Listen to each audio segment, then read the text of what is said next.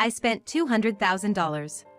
Kenny, who didn't even attend my mother's funeral, had unexpectedly flown abroad. $200,000? What on earth did you do with such a sum? You remember that grand piano we had at home? I sold it. Man, coming from a wealthy family sure had its perks. That was a fine piano. I never imagined it would fetch $200,000. It seems Kenny mistakenly thought that the grand piano at home was his. My condolences. The inheritance rights to the family estate are all mine. However, that piano was originally bought by our grandfather for my brother, and it still belongs to him. My brother, who's always loved the piano and now works as a piano teacher, left it at our family home because it was too big for his house. Given my brother's strong sense of ownership, he would be furious to know that something of his had been sold without his consent. Knowing my brother, simply compensating him won't be enough. When I told Kenny this, he hung up immediately. My name is Rachel Schneider. I'm a 45-year-old office worker. My family has a distinguished lineage that dates back to colonial times and is well known in our community. Moreover, thanks to my late father's successful business, we now own assets worth $9 million. Originally, my older brother was supposed to inherit the family estate. However, he had a girlfriend from a family that also required an heir. Desiring to marry her at all costs, he declared that he would give up all inheritance rights in exchange for not taking over the family responsibilities. This left me with the challenge of needing to find a spouse to continue the family name. Even though I had always wanted to be independent without relying on family wealth, I focused solely on my career. Before I realized, I found myself in my mid-40s and still single.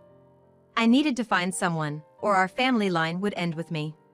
So, I took a leap of faith and attended a singles mixer. That's where I met my current husband. His name is Kenny, and he's surprisingly 10 years younger than me. Yet, at the party, he didn't pay attention to any of the younger women and came straight to me. "You sure you want to be with someone as old as me?" I asked him repeatedly, but Kenny looked straight into my eyes and answered, "I'm a bit shy and not very assertive. I've always been drawn to older, more grounded women." True to his words, Kenny gave off a gentle, reserved vibe. I felt that he could bring some peace to my assertive family dynamics. As our relationship progressed, there was something I had to tell him. My mother had been bedridden due to illness since last year, and I was taking turns with my sister-in-law, Catherine, to care for her. Wondering how to break the news since we were considering marriage given our age, I finally told him on our third date. He gladly accepted and even proposed to me, saying he'd like to help with the caregiving. I was deeply touched by his kindness. At least, that's how I felt in the beginning. Kenny works as a daycare teacher. However, 4 months into our marriage, he suddenly wanted to quit his job. When I asked why, he replied with a remorseful look. "Sorry, Rachel. The parents at my daycare are just too demanding and complaining a lot. I just can't handle it anymore." Surely, it must have been tough for Kenny, looking so timid. I would have normally said, "Try a little harder," to encourage him, but with him helping with my mom's care now, I couldn't say a word. Plus, I'm 3 months pregnant now. I want to get along well with Kenny for the sake of the baby on the way. I was showing a lenient face, but I soon regretted it. As I came out of the shower and tried to enter the bedroom, I could hear Kenny whispering on the phone. I was shocked at the content of his call. I managed to get married without her finding out I'm unemployed. She totally believed me when I just told her I quit my job. When in reality, I quit like 2 years ago. It sounded like he was talking to one of his buddies. From the other end, I faintly heard a male voice say, "Man, you're really something." Well, Rachel's family is pretty wealthy around here. I thought I hit the jackpot when I saw her at that dating event. But then again, given her age, I was probably the only one to approach her. I felt deceived. Was the gentle Kenny I knew all just an act? I wanted to confront him immediately, but thinking of the baby, I couldn't utter a word. Knowing Kenny's true intentions, I lost confidence in our future. Today, Catherine will be taking care of my mom until 5 p.m., and then I'll take over. I was pondering whether I should confide in someone about Kenny. That's when my brother's wife, Catherine, spoke to me. "Rachel, you look down. If something's troubling you, please share it with me. She's such a kind person. Having taken care of her own mom for years, she's really good with mine too. I opened up to her about Kenny. She listened intently to my story. It's good you talked. Keeping this to yourself could have been harmful to your unborn child. Yeah. I'm sorry. No worries. Talking doesn't necessarily solve everything, but it surely lightens the load. Still, this is quite the situation. Catherine looked really concerned, almost as if it was her own problem. Suddenly, the doorbell rang, and without waiting for a response, Kenny entered. Both of us were taken aback, but Kenny acted like nothing was amiss and smiled. Rachel, I'm gonna help with your mom's care from today. You're not in the safe period yet, so I don't want you straining yourself. Kenny was putting on the act of a gentleman in front of me. Really? Okay, let me show you how to care for her. No, I'll learn from Catherine. You just rest at home. Well, my brother's coming home early today, so we won't need her help. Upon hearing that, Catherine looked at me, shaking her head as if to say it's okay. She might confront Kenny and get the full story out of him once I'm gone. Thinking that, I decided to leave it to her and head home. But I couldn't help but worry, so I pretended to leave but hid nearby. Catherine tried to start a conversation with Kenny, but he spoke first. I've been meaning to ask. Why are you taking care of your mother-in-law in this house? He was using the same tone he used on the phone. Well, my husband's busy and can't make it, and Rachel has her job. But more importantly, why are you asking? Then, Kenny exclaimed, "What?" and began to say horrible things to Catherine. You live in such a wealthy home, you'd have enough money to put your mother-in-law in a care facility, wouldn't you? Or is it something else? Did your husband give up his claim to this family's wealth, so you're trying to curry favor by taking care of her? That must be it. You'd be pretty upset if you married into money and didn't get a piece of the inheritance, wouldn't you? That's just cruel. I too was so angered by Kenny's harsh words that I wanted to leave the room. However, as I was about to, Catherine, noticing me, signaled with her eyes not to. I reluctantly stayed quiet and just watched the scene unfold. You hit a nerve, didn't you? If so, leave right now. This family's wealth belongs to us, my wife and me. So, I'll take care of my mother-in-law by myself from now on. With that attitude from Kenny, Catherine felt it was pointless to say anything more and left the scene. I also discreetly stepped outside. She must have been deeply hurt. I wondered how I could apologize to her. Then, Kenny began taking care of Mom all by himself. I offered to help, but Kenny told me I absolutely shouldn't come. He just explained the basics of caregiving. However, his careless caregiving had tragic consequences, and our mother passed away. The funeral was held at a church where generations of our family had been buried. However, from the day Mom passed away, Kenny disappeared. I tried to figure out where he might have gone, but with funeral preparations and other arrangements, I was too occupied. Relatives and neighbors seemed puzzled by Kenny's absence. Catherine, crying in front of the altar, apologized for entrusting Kenny with the caregiving. I approached the distraught Catherine and tried to console her. Catherine, please don't be so hard on yourself. It's our fault, not yours. No, Rachel, it's not your fault. But where on earth is that man? I wanted to give him a piece of my mind today, and he vanishes just as Mom passes away. Exactly. And wasn't Kenny often out even while he was supposed to be caring for Mom? Where was he going? Yes, according to neighbors, Kenny frequently left the house. He was out so often it didn't seem like he was caregiving at all, more like he was just bumming around. Also, they mentioned a large truck had come by once. What was that truck about? I was curious, but with the funeral going on, I didn't bring it up to anyone. The funeral ended, and even after 3 days, Kenny hadn't returned. Then, I got a call on my cell from Kenny. Hey! Rachel? I'm currently at a luxury hotel in Europe, the kind I saw on a travel show. Kenny's carefree voice came through. What? Kenny, you skipped Mom's funeral and you're doing what now? As I angrily yelled, an unexpected answer came from Kenny. I spent $200,000. $200,000? Where'd you get that kind of money? Remember the grand piano at our family home? I sold it. Man, it was a good one. Who would have thought it'd go for $200,000? Turns out, Kenny had sold the family's grand piano and was using that money to travel around Europe. That piano, which Mom said was a family heirloom, was indeed worth around $200,000. Apparently, the hotels Kenny booked were all quite luxurious, and he had quickly spent all the money. I never dreamt Kenny would do something like this while supposed to be taking care of Mom. Our family home had tight security, but with family, it's a different story. The truck that had been at our home must have been there to transport the piano. Why on earth are you doing something so selfish?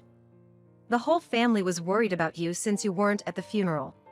Well, you know, when you have a kid, you won't have much free time anymore. You have a job, so I guess I gotta be the stay-at-home dad. I was flabbergasted by Kenny's words, forgetting my anger. It's good that he wants to take on child-rearing, but he seems intent on leeching off of me.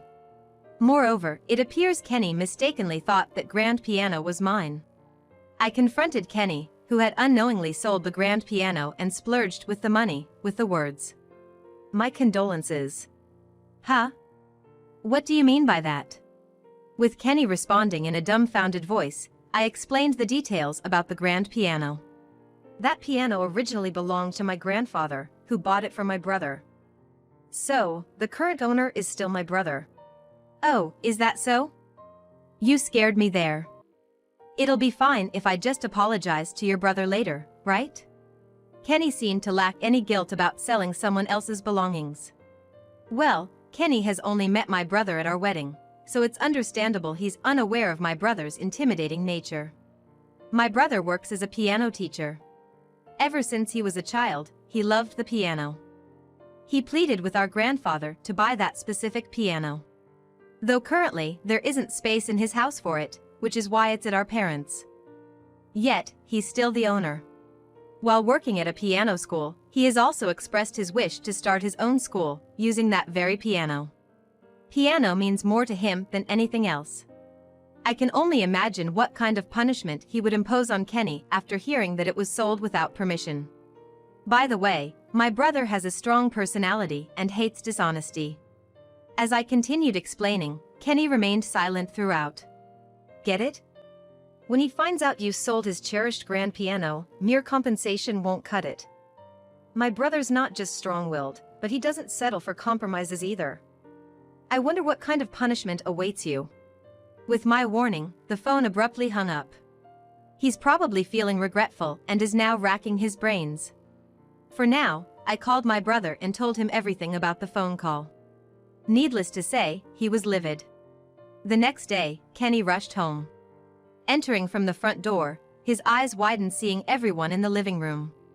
What? What's going on? Why is everyone here?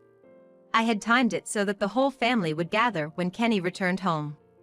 Of course, my brother and his wife Catherine were there too. With a menacing look, my brother said, "Kenny, I heard everything from Rachel. What were you thinking? Selling someone else's property, especially something that valuable, without consulting the family?" Kenny, visibly nervous, tried to justify himself. I was just trying to help with the chores around the house out of boredom. When I saw the old, large grand piano, I thought no one was using it anymore. So you decided to sell it? Yes, I mean, it seemed like a waste just to leave it there. My brother, with a stern expression, asked, "Really? That piano was special, imported by our grandfather from a top European manufacturer. Where's the money from the sale?" As expected, my brother is quite the actor. Everyone probably knows that Kenny blew all his money on an overseas trip, but he's trying to make him confess it in front of everyone. Kenny must be desperately thinking of an excuse. He doesn't respond immediately and seems lost in thought. The sales money, yeah. It hasn't come in yet." In a flustered manner, Kenny tried to make an excuse, but my brother's anger finally erupted. "You're lying. Just how rotten are you? For starters, what's with those souvenirs from Europe in that huge suitcase?" Kenny acted as if he'd been struck by lightning, closing his eyes and shrinking back. I'm sorry. I used up all the money. Hearing Kenny's words, all the relatives began murmuring. Everyone knows the value of that grand piano. Everyone was shocked that he could spend $200,000 on just one overseas trip. My brother, looking down at Kenny, lifted his chin with his hand, making eye contact and said, I think you already know from Rachel, but that piano was mine. Now that it's gone, you're gonna pay back every single penny. If you can't, I'm gonna sue you for theft. You okay with that? My brother was confronting Kenny with immense intensity. He almost seemed like a mob boss. Normally, this would just be a family dispute, not something to sue over. But my brother is probably intimidating Kenny, who's clueless about the law. Just as my brother expected, Kenny lost his voice and started sweating profusely. Then, with a frightened voice, he looked at me. Rachel, please, help me. He pleaded in such a pitiful voice. What does he expect me to do? I have nothing to do with this. It's all you're doing. When I shot him down, Kenny began saying something ridiculous. Don't be so cold. I took care of your mom while you were pregnant. I just thought of the trip as a reward for myself after taking care of her. Let's just say we both decided to sell the piano. That way, since we're siblings, it won't be theft, right? What? I was so dumbfounded, I couldn't close my open mouth. The one who came to my rescue was Catherine. Enough is enough. Didn't you tell Rachel not to come for caregiving? You even told me you thought I was just after the inheritance and tried to drive me away. What? Kenny, did you say such awful things to my wife too? Yes. I didn't want to worry you, so I kept quiet. But this man must have been plotting to secretly sell the piano without letting Rachel and me get close to the family home. Catherine's words made sense to me. Recalling that Kenny didn't let me come close to the family home when he said he'd take care of our parents alone, I came to the same conclusion. My brother's anger peaked again. Listen up. The reason my wife took care of Mom was because she didn't want to go to a facility. My wife had experience caring for her own mother, so she kindly agreed to do it for mine. Money is a later issue. First, apologize to my wife right here, right now. While being grabbed by the collar by my brother, Kenny, with tears in his eyes, knelt down in front of Catherine. I'm so sorry, Catherine. Though Kenny apologized for his insulting behavior towards Catherine, all the relatives looked at him with cold eyes. Then, one of the relatives shouted at Kenny. You better pay back the money from the piano sale as soon as possible. We can't have a criminal in the family. It'll tarnish the Schneider's name. Kenny, misunderstanding again, made another odd remark. Right? We can't have a criminal in the family, right, bro? So, let's keep things calm. We'll save money together as a couple and pay back little by little. At Kenny's nonsensical interpretation, even my uncle was left speechless, not knowing how to respond. I felt that no matter what was said, it wouldn't resolve anything. So, I decided to fetch something from my room. Ever since the incident on the phone when Kenny was talking with a friend, I've had the business card of a divorce lawyer ready. Kenny, call this number. I want a relationship to be over. From now on, let's communicate through lawyers. When Kenny saw the business card I thrust at him, his face turned pale. Why? We're about to have a baby, and yet, why are you doing this? At that moment, I told everyone present what Kenny had been talking about with his friend on the phone. Wait, you heard that? It was just a joke. You think that excuse will fly? I've known from the start that you approached me for my inheritance. Everyone around was giving Kenny a cold stare. Realizing that there was no way out, Kenny retorted with a defiant attitude. Darn! I thought I was gonna get close to $9 million. After we got married, I researched how much your mother left you. Everyone was shocked by this sudden change in Kenny, who had always seemed so gentle. Maybe I should have been suspicious of a man I met at a dating event who was 10 years younger. I thought we had married for love, but this hurt me deeply. From now on, Kenny would be a stranger to me and my brother, so naturally, he had to pay back the money from selling the grand piano. Kenny broke down, saying, I can't do that. But all the relatives present would testify against him, so there was no escaping this. However, rest assured, I won't ask for child support. Really? Well, at least I'm grateful for that. In return, Kenny, you'll have nothing to do with this child. This is my child alone. You can't even claim to be its father. I firmly stated, with my hand on my belly. So, I can't even see the child? Of course not. Someone who deceives others for money doesn't deserve to be a father. Upon hearing this, Kenny looked devastated and collapsed. Since the divorce, Kenny had been living in poverty, working live-in jobs. One day, my phone rang, and it was Kenny. I didn't want to have anything to do with him, but he kept calling, so I reluctantly answered. Rachel, please help me. Kenny pleaded in a pitiful voice. He explained that the buyer of the grand piano he sold wanted to return it and get a refund. When Kenny sold the piano, he had said it was in pristine condition. However, there was a large engraving on the back made by my brother claiming ownership. Probably Kenny didn't check the back. He should have gone to a reputable piano buyer who would have checked it thoroughly. Kenny probably sold it through a shady dealer. He was likely lured in by tempting offers like completely free, and now he's facing the consequences. Kenny had to return $200,000 to the buyer. Considering what he owed my brother, it was a substantial amount. Later on, Kenny tried to file for bankruptcy, but my brother and I took legal action and stopped him. Now, Kenny is burdened with even more debt and works day and night doing manual labor. Eventually, the heirloom grand piano safely returned. Relieved, my brother put a strong lock on the room where the piano was kept. He even installed a security camera, being super cautious. "No one's gonna touch that piano till I start my piano lessons," said my brother, who hadn't changed a bit from when he was a kid, making me chuckle. My brother expressed his wish to start a piano school at our family home, so I decided to discuss sharing our mother's inheritance. Catherine, my brother's wife, had taken care of our mother, and I felt guilty about inheriting everything by myself. Thanks to my brother agreeing with my decision, it seems we'll continue to have a good relationship with his family in the future. And so, I was blessed with a long-awaited baby girl. I feel bad for the relatives who were hoping for an heir, but in today's age, I believe girls tend to cherish their mothers for a longer time. Besides, my mother, in fact, was an only daughter and took in a son-in-law, so if needed, my daughter can do the same. I became a single mom, but Catherine, who's already done with her parenting, is fully supporting me. Ever since I was taking care of my mom, I've truly been indebted to Catherine. My brother said he's gonna step in as a father figure for my daughter, and he's really excited about it. Also, my brother and Catherine have 2 adult daughters, and under his influence, who loves the piano, both became kindergarten teachers. Those nieces have also come to adore my daughter. I feel so fortunate to be supported by such a warm family. And with gratitude to those around me, I intend to live strong with my daughter.